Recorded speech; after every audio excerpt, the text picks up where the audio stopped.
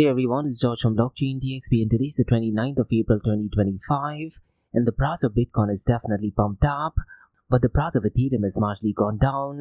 And if you look at the global cryptocurrency snapshot, guys, things are definitely looking alright. So I'm really curious to check how these numbers are going to be reacting in the next few days. Now if you look at the volume of stablecoins, it is definitely pumped up, but I'd like to see this number at least 20 to 30% more than what it is right now, because then we can confidently state in the next coming days and weeks, there is a very high possibility for the prices of Bitcoin and cryptocurrencies to be pumping up. Now in today's episode, guys, we have quite a lot of news to cover regarding stablecoins, and whether we like it or not, guys, stablecoins are turning out to be a safe haven, particularly during volatility in the cryptocurrency world, and even during pandemic, guys. Rather than Bitcoin turning out to be a safe haven, stablecoins are turning out to be a safe haven, isn't it? Now regarding stablecoin, guys, Mastercard, which is a massive giant in the payment industry, they are merging up with OKX and they are launching a stablecoin that is connected to a physical card. So what I'll do, guys, in today's episode, I'll very briefly run through this. Now, could it be a game changer for the payment industry? I really am not sure. Because yesterday, guys, in the Blockchain DXB podcast, I talked about Circle USDC, and one of the listeners did actually ask, can Circle USDC's new payment network be a threat to Visa and Mastercard? So what I'd really recommend you to do is go and listen to the episode that I released yesterday. But nonetheless, guys, in today's episode, we'll definitely go and discuss what is the move by Mastercard and what role does OKX play into this. Now, along with Mastercard, guys, Stripe, which is another big player in the payment industry, they are on the verge of launching a new stablecoin as well. As a matter of fact, guys, they are piloting a stablecoin payment product for companies outside of US, United Kingdom and Europe. And looks like this is over a decade's worth of planning. So what I'll do, guys, in today's episode, I'll definitely go and touch base on this news. Now the next news, guys, is connected to ETF. And guess what, guys? Ripple has successfully launched an XRP ETF, and this is in the country of Brazil. Now could it be possible with the Trump administration an XRP ETF will be launched as well? We'll just have to wait for a few months, because right now, guys, Paul Atkins is the new SEC chair, isn't it? And looks like he wants to go out and do right things that Gary Gensler under the Biden administration was not taking care of. Now it is great that an XRP ETF has been launched in Brazil, but whatever happens in the United States of America, guys, that turns out to be a game changer, isn't it? And I'm pretty much sure, guys, in the next coming months, and who's to say maybe in Q3 and Q4 of 2025, we might be getting an XRP ETF, maybe a Dogecoin ETF and Solana ETF as well. Now the final news, guys, is connected to user experience. And unfortunately, guys, Coinbase, which is one of the leading exchanges in the United States of America, they face some user experience errors. And what is a bit spooky, guys, is this error is more connected to password. And looks like this particular error, guys, it was kind of mislabeling the passwords. So in today's episode, we'll definitely go and discuss this. Now the good thing for Coinbase users, guys, is looks like this error has been solved. So quite a lot of cover, guys, in today's episode. And like we do in every Crypto and Coffee Date series, we will be looking at two news from Dubai, UAE and the Middle East. Now the first news, guys, is a massive one, and this is connected to artificial intelligence. And check this out, guys. Dubai Land Department, they are strengthening the transparency with AI-enabled real estate advertising governance. And looks like this is more connected to real estate, so I'll definitely go ahead and touch base on this news. Now the second news, guys, is another massive news, and this is connected to BitGo. And BitGo has finally secured a virtual asset service provider license to provide custody services in Dubai. So what I'll do, guys, in today's episode, I'll go ahead and give out more information regarding this. Now if you do want to get updated information as to which companies have received license, guys, Dubai's Virtual Asset Regulatory Authority, they have an updated list. And looks like today they have issued quite a lot of licenses. And hopefully in tomorrow's episode, I'll go ahead and cover more information regarding them. So quite a lot to cover, guys, in today's episode. Let's kickstart with it right away. Thank you to our sponsors for being part of the Blockchain DXB journey. Firstly, Advanced Media. Advanced Media, guys, is the largest distributor of professional video, photo, broadcast and cinematic equipment and accessories in the Middle East and MENA region. With over 2 decades of experience, Advanced Media is now the largest distributor in the Middle East, representing more than 100 recognizable brands, including brands such as Zeiss, DJI, Hasselblad, Red and Rode. As a matter of fact, guys, the very mic that I'm recording is being sponsored by Advanced Media as well. And Advanced Media has showrooms in Saudi Arabia and services as well. Looks like they're definitely taking the Middle East by storm. And here's the beautiful thing, guys. They're taking corporate social responsibility very seriously. And they're focusing on 3 Ps. that is people, planet, and prosperity. Now listen guys, if you do want to find out more information regarding the statement of corporate social responsibility, check out the website, that is www.amt.tv. And here's the beautiful thing guys, they also want to be a leader and set an example and reputation as a pioneer and member of the community.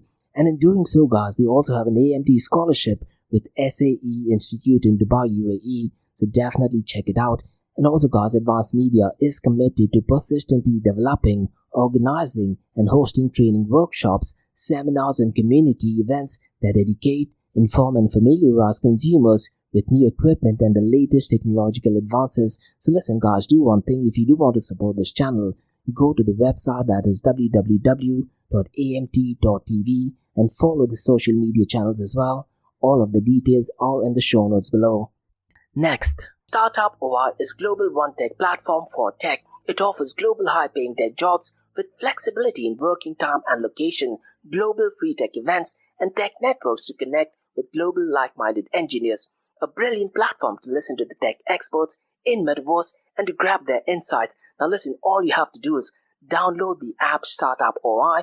If you're using an Android version, go to Google Store and App Store for iOS devices. Alternatively, you can also click on the show notes below to download Startup OI. Next, guys, listen, if you're into fitness, if you're into adventure, if you want to do something wild but still want to keep your health in check, there is a new podcast in town, a podcast focusing on obstacle course race in the Middle East. The podcast is called the Race Pace Podcast. So check out the Race Pace Podcast across all leading platforms. And the Race Pace Podcast is a peer-to-peer community-driven podcast where they talk all about obstacle course race in the Middle East, from Sandstorm to Spartan Race, from Tough Mudder to Desert Warrior Challenge, and also the Government Gov Games, and quite a lot more. The podcast has interviews with athletes locally and internationally to get inside scoop on how athletes prepare for obstacle course race. In the podcast, they also talk about interesting stories on why they are motivated to do obstacle course race. And that's not all. They also plan to release 7 NFTs. And these NFTs are no ordinary. These NFTs will represent every emirate in the UAE. And listen guys, these NFTs are going to be absolutely massive. So do one thing, go to Spotify, go to iTunes, go to any leading podcasting platform. Check out the Race Pace Podcast across all leading platforms. And finally guys, not your keys, not your crypto. If you have dabbled with cryptocurrencies and now are seriously getting to protect your cryptocurrencies, there is no better way to protect it by using a hardware wallet. And this is where Ledger Wallet kicks in. And Ledger Wallets are hardware cryptocurrency wallets made by Ledger, a company headquartered in Paris, France. And Ledger's hardware wallets are multi-currency wallets that are used to store private keys for cryptocurrencies offline. And Ledger offers 2 hardware wallets, the Ledger Nano and Ledger Nano X wallets. They are world-class experts with extensive crypto security backgrounds. They continuously look for vulnerabilities in Ledger products in a constant effort to improve the level of security. Now in today's world, securing these digital assets is a critical challenge, and this is where Ledger kicks in. So click the link below to buy your hardware wallet and support this podcast. It is a brilliant way to support this podcast. So what are you waiting for? The link is in the show notes below. Now guys, since you've taken care of that, let's kickstart by looking at the global cryptocurrency market. Now since the last 24 hours guys, the global cryptocurrency market has marginally pumped up and it is up by 0.10%, and there is a very high possibility the global cryptocurrency market might actually cross the $3 trillion mark, because right now guys it is at $2.95 trillion.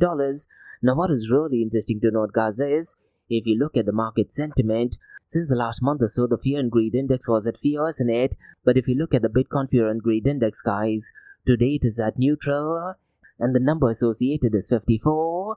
Now regarding fear and greed index guys, there are different websites that you can go and have a look at, but what I'd really recommend you to do is go to a website called as alternatives.me, and that does tend to give a more accurate representation regarding the market sentiment, because what they tend to do is guys, they look at price volatility, they look at market momentum and volume, they also look at social media responses, and they also look at dominance of Bitcoin and other cryptocurrencies, and they also look at the current trend in the global cryptocurrency market.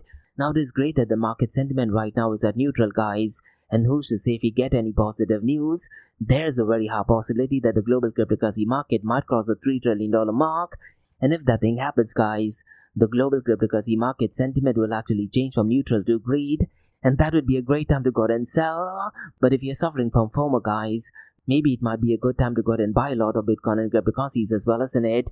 Now, the global cryptocurrency market right now is at $2.95 trillion, and there is a very high possibility by the time you're listening to the episode, the global cryptocurrency market may have crossed the $3 trillion mark.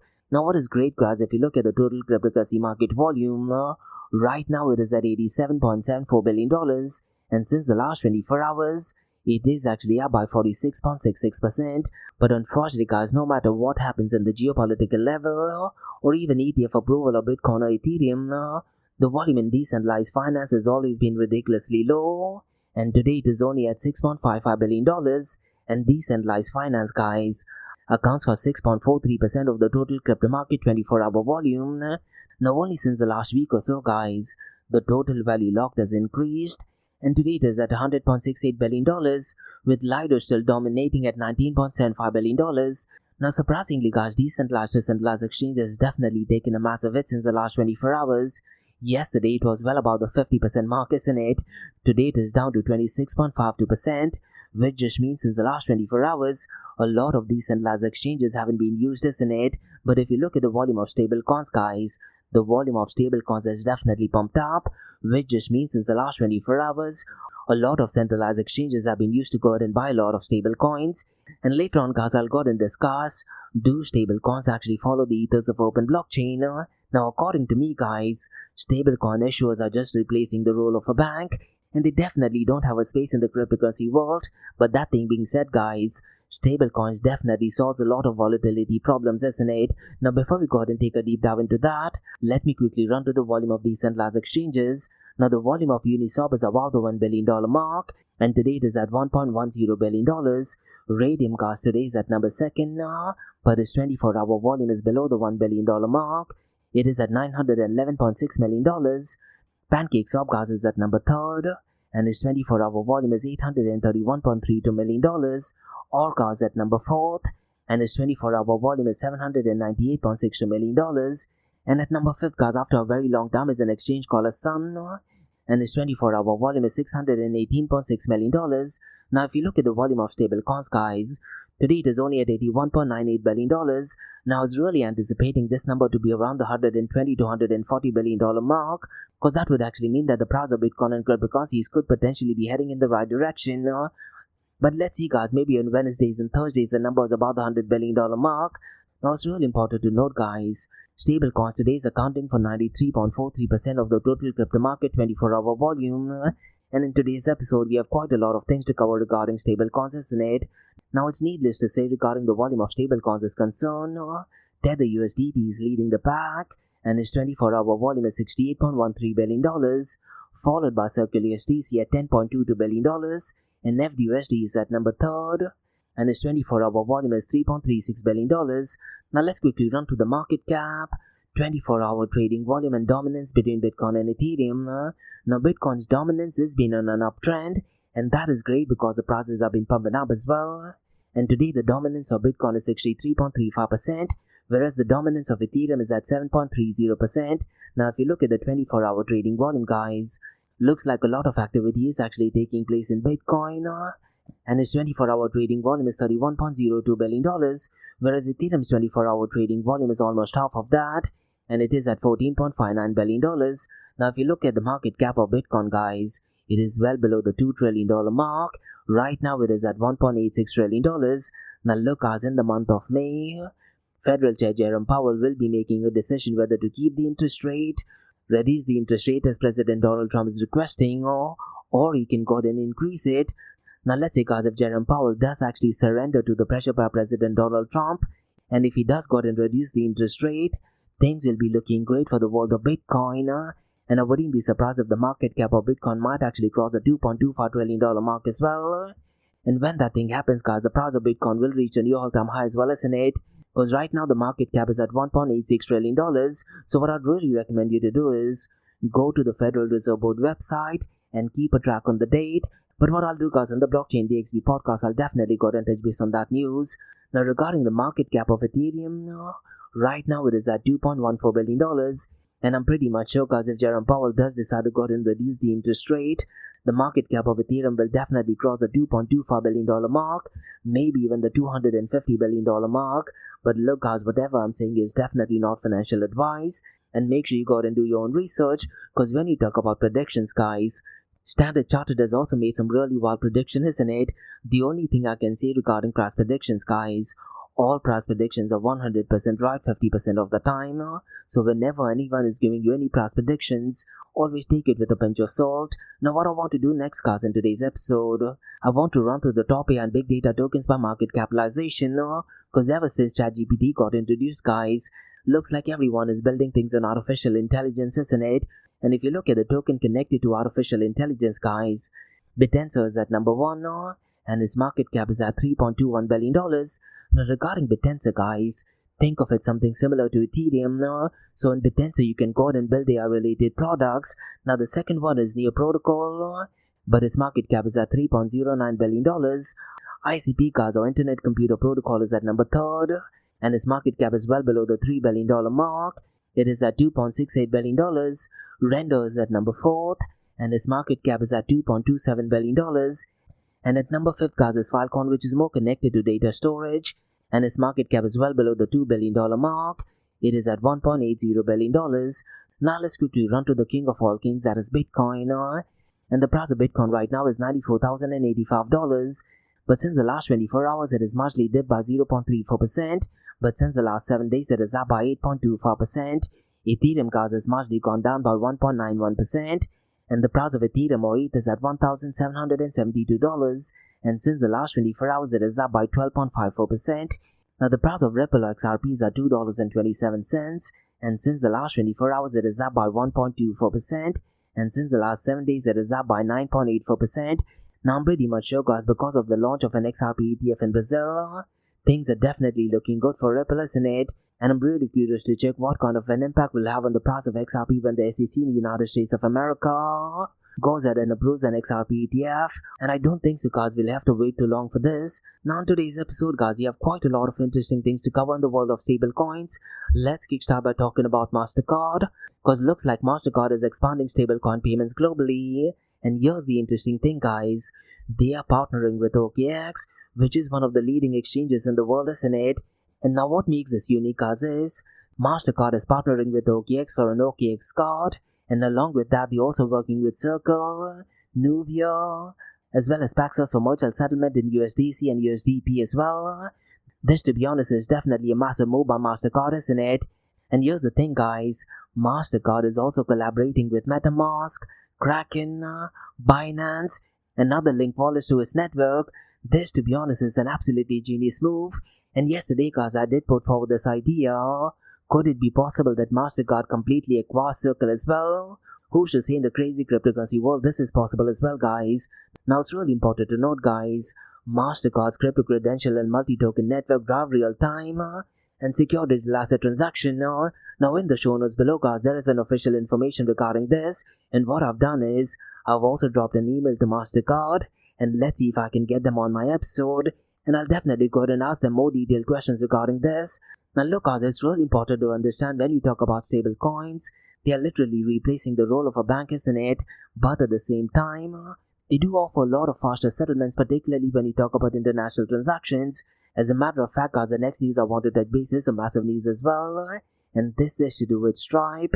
And check this out guys, Stripe is launching a pilot stablecoin payment product for companies outside United States of America, United Kingdom and Europe as well. And the CEO of Stripe guys, that is Patrick Collison, he did actually mention this via Twitter or X, and what he actually said, that this is not a new idea and they've been working on this for over a decade. Now here is where this news gets really interesting guys, because when you talk about Stripe moving into stablecoin guys, this move follows after his acquisition of Bridge, which is essentially a platform offering alternatives to Swift for cross-border transactions, isn't it? And looks like Stripe is definitely believing in the future of stablecoins, because the stablecoin market is projected to reach $3.7 trillion by 2030. And Stripe is expanding its long-standing involvement in cryptocurrency space, and they've been massive advocates of Bitcoin going back to 2014. So look guys, stablecoins is definitely turning out to be a game changer. But it's so important to understand guys, when you talk about stablecoins, they definitely do not follow the ethos of open blockchain. And according to me, stablecoin issuers are literally replacing the role of a bank. And I often keep talking about the pillars of open blockchain, guys, which is popularized by Andreas Antonopoulos. Now, when you talk about the pillars of Bitcoin and open blockchain, guys, you essentially have 6 things. The first one is open source. The second one is permissionless. The third one is borderless. The fourth one is neutral. The fifth one is censorship resistant. And the sixth and probably the most important one is publicly verifiable. Now, it's really important to note, guys, these are definitely not in any order. All of these 6 pillars have to work together, and only then we can say that the world is ready for so-called Bitcoin or decentralized wallets in it. Now, regarding open source, you can make an argument that stablecoins can actually be open source, but here's where it gets tricky, guys. Not everyone can go ahead and make any changes. It is only the stablecoin issuers who can go ahead and make changes, isn't it? What about permissionless? Now, stablecoins can definitely be permissionless, guys. You don't need prior permission to go ahead and use stablecoins as such. But I do have this feeling in case of Mastercard or even Ripple stablecoin, you will have to go ahead and do your KYC, and only then you'll be able to go ahead and use these stablecoins. Now, regarding borderless, stablecoins are definitely borderless, and it definitely ticks mark the right area. And stablecoin transactions, as with cryptocurrencies, can be transacted absolutely anywhere in the world, isn't it? Now, regarding neutral, guys, this is more about the experience of using a particular cryptocurrencies. Now, you can make an argument that the experience of using stablecoins is pretty much the same all over the world, isn't it? So you can make an argument that stablecoin definitely takes mark the neutral element of the pillars of open blockchain. But the next one, guys, that is censorship resistant. This is a massive no regarding stablecoins, because stablecoin issuers, whether we like it or not, they can definitely go ahead and censor your transactions. Tether has openly said that they will definitely go ahead and censor transactions. And with MiCA regulations, particularly in Europe, guys, Circle USDC will definitely go ahead and censor your transaction. So it's really important to understand, guys, when you talk about stable coins, they definitely do not follow the ethos of open blockchain. And according to me, stablecoin issuers are literally replacing the role of a bank, isn't it? So we should not be advocating stablecoins as such. Now, regarding the final point that is publicly verifiable, you can also make an argument that stablecoin issuers can make the transactions publicly verifiable for absolutely anyone. So when you talk about stablecoins, guys, they definitely do not follow the ethos of open blockchain. But stablecoins is so critical for the cryptocurrency spaces in it. And if you look at the dominance of stablecoins, they often account for 80%, 90%, and there have been days where stablecoin volume accounts for 96% of entire cryptocurrency volume as well. And because of that, a lot of centralized entities are taking the advantage of it. But look, guys, if you do believe in the power of Bitcoin, you should be a massive detractor of stablecoins, isn't it? Now, there is an alternative solution for that, and that is algorithmically backed stablecoin. But because of the negative sentiment associated with Terra Luna, guys, no one wants to go and touch algorithmically backed stablecoin, isn't it? Now, when you talk about algorithmically backed stablecoins, these are completely different to stablecoin issuers. Now, using artificial intelligence, I'm hoping that someone comes up with an idea, or maybe AI itself comes up with an idea where a new algorithmically backed stablecoin is built, and it does follow all the pillars of open blockchain. Let's see, guys, if that thing materializes or not. Now, let's go ahead and discuss some interesting news in the world of Ripple. And Ripple's XRP ETF, guys, has been successfully launched in Brazil. And this was done by Hashtags. And Hashtags has essentially launched XRP H11, which is the world's first XRP ETF on Brazilian stock exchange. And this is giving investors secure regulated access to XRP, isn't it? And regarding this news, it marks Hashtags' 9th crypto ETF in Brazil. And this XRP ETF approval in Brazil, guys, reinforces Hashtags' mission to democratize crypto investing, isn't it? And the launch, guys, comes amid growing momentum for a US XRP ETF, following Ripple's SEC settlement with the new administration. So I'm really curious to check, guys, if President Donald Trump's pro-crypto stance, will we get an XRP ETF by the end of this year? And at the same time, guys, there's also Chicago Mercantile Exchange XRP futures launch as well, isn't it? So things are definitely looking good for the XRP army. And I'm really curious to check what kind of an impact does it have on the price of XRP. Now, it's really important to note, guys, Ripple also has their own stablecoin, that is RLUSD. So who's to say Ripple might be competing directly with Bitcoin now as well? Definitely interesting news. Now, the next news, guys, is not so interesting news. And this is more connected to Coinbase users in the United States of America. And this has more to do with user experience connected to passwords. But it looks like Coinbase has now fixed a user experience error. And what that error actually did, it mislabeled failed password login attempts, and it accidentally did that as two-step verification failed, and this created a lot of panic among the users, and there was a lot of unnecessary security fears among the users. And this user interface error, guys, led many to believe that the accounts were nearly compromised, and they were changing their passwords and they were scanning for a lot of malware as well. Now regarding this issue, guys, it was identified by Bleeping Computer, and it has since been corrected, and news such as this, guys, highlights how users experience problems, particularly in the cryptocurrency space, can erode trust and slow broader crypto adoption, isn't it? Now thankfully, guys, because it is a centralized exchange, there was a centralized entity who could go ahead and fix it. Imagine if such thing were to happen in a decentralized exchange, things will be absolutely catastrophic, isn't it? So these are things you need to be aware when you talk about decentralized exchanges or the decentralized world. Now these were the newscasts on the Bitcoin blockchain and cryptocurrency world. Now let's look at two news from Dubai, UAE and the Middle East.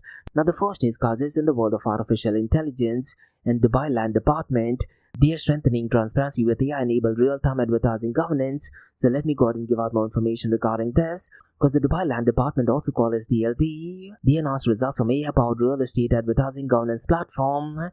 And the platform, guys, was originally launched in GITEX 2024, and it aims to enhance transparency and credibility in real estate advertisements.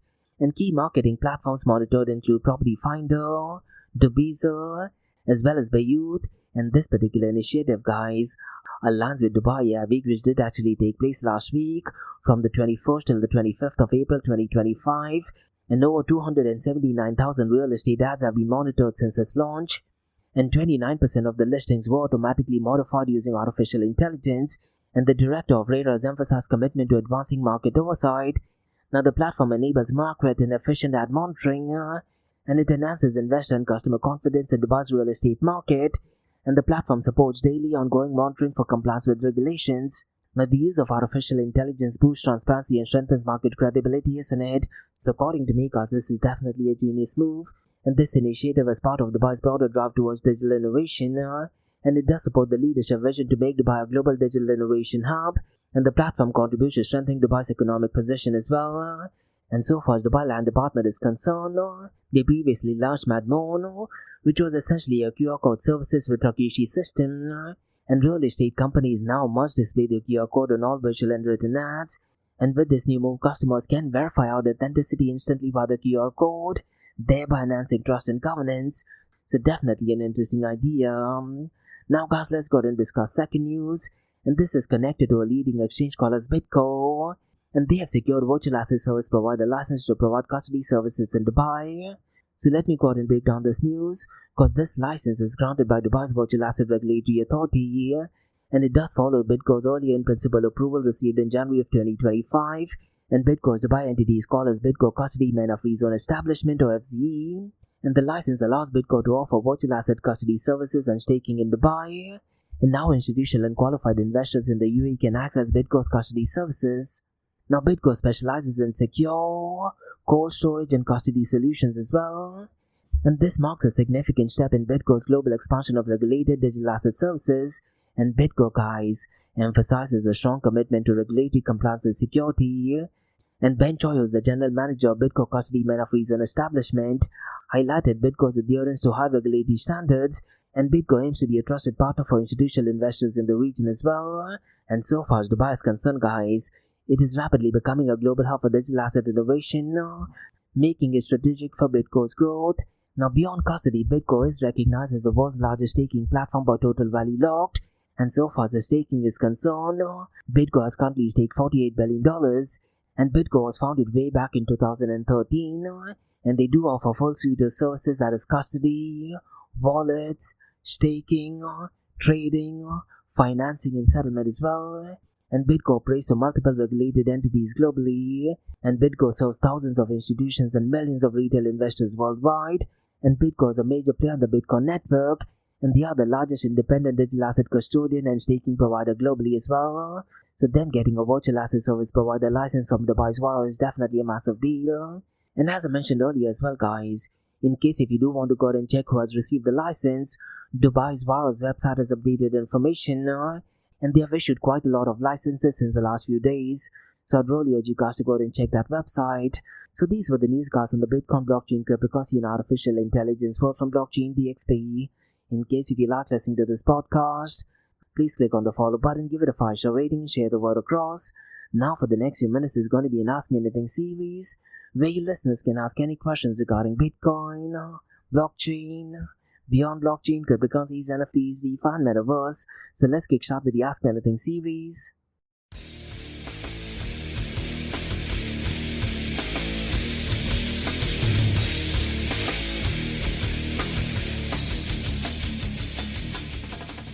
Hey everyone, it's George from Blockchain DXB. You're listening to the Ask Me Anything series, where your listeners can ask any questions regarding Bitcoin, blockchain, beyond blockchain, cryptocurrencies, NFTs, DeFi, and Metaverse. I have a question by Ahmed who asks, are stablecoins still crypto if they are controlled by traditional financial giants? This, to be honest, is such a brilliant question. Now look, technically speaking, stablecoins are still cryptocurrencies, isn't it? Because they operate on different blockchains. When you talk about Tether USDT, a lot of the transactions are actually taking place in Tron blockchain. But look, Ahmad, honestly speaking, when traditional financial giants control them, they do drift away from what crypto was meant to be, isn't it? And that is one of the reasons why I talked about the pillars of open blockchain. And according to me, stablecoin issuers are literally replacing the role of a bank. And when you talk about cryptocurrencies, these transactions should be censorship resistant, they should be distributed, they should be permissionless, and more importantly, there should be no middle person, isn't it? But look, when you talk about stablecoin issuers, a lot of these corporations and giants, they are the ones issuing stablecoins. And when banks and big corporations issue stablecoins, they often impose KYC rules, and they are in a position to go ahead and freeze assets and follow government regulations. And that is what is heavily going on in Europe because of MiCA regulations, isn't it? So to answer your question, when you talk about stablecoins, they are technically cryptocurrencies in terms of technology, but they definitely do not follow the ethos of open blockchain. And the same argument can be made for Ripple or XRP as well, because XRP is definitely cryptocurrencies, but they don't work on blockchain technology as such, isn't it? So definitely interesting question. And what I want to do is, Ahmad, maybe in the month of May, I do want to have a session on stablecoins where I talk about the history of stablecoin. We talk about what stablecoins actually are. We also go ahead and discuss some of the benefits of algorithmically backed stablecoins, and I'll go ahead and connect it to the pillars of open blockchain. But look, Ahmad, whether we like it or not, stablecoins are definitely turning out to be a safe haven, particularly during price volatility, isn't it? And historically, they've been a safe haven during times of global pandemic, or spamdemic as you like to call it, and even during times of war. So definitely interesting question. And that's about all, guys, from the Ask Me Anything season Blockchain DXB. In case if you like listening to this podcast, please click on the follow button, give it a 5-star rating, and share the word across. Remember, Monday to Thursdays, 8 a.m. to 8:30 a.m. we have Blockchain DXB podcast, where we cover top news and information pertaining to the price. We also look at some macro level news, and then, guys, we also look at 2 news from Dubai, UAE, and the Middle East. And what you're listening to right now is the Ask Me Anything series, where you listeners can ask any questions regarding Bitcoin, blockchain, beyond blockchain, cryptocurrencies, NFTs, DeFi, and Metaverse. So thanks so much for listening, guys, and have a nice one. Bye-bye.